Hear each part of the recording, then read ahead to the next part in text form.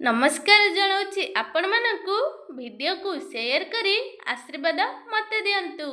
ଏଇଠି ଗୋଟିଏ ରୁମ୍ରେ ବସି ବସି ଭାରି ବିରକ୍ତ ଲାଗୁଥାଏ।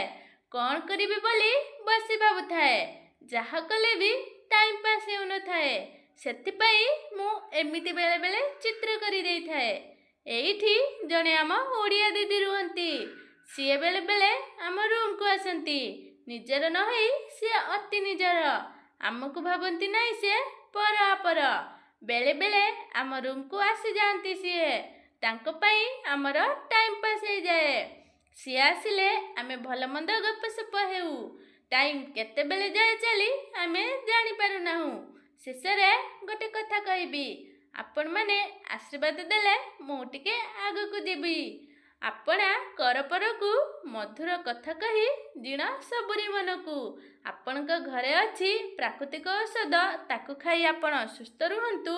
ପ୍ରାକୃତିକ ଔଷଧ ଗୁଡ଼ିକ କେଉଁଥିରେ ଅଛି ଜାଣିବା ପାଇଁ ମୋ ଚ୍ୟାନେଲକୁ ସବସ୍କ୍ରାଇବ୍ କରନ୍ତୁ। ରହିଲି, ଜୟ ଜଗନ୍ନାଥ। ଭଗବାନ ଆପଣଙ୍କର ଦୂର କରୁ ସବୁ ଦୁଃଖ କଷ୍ଟ।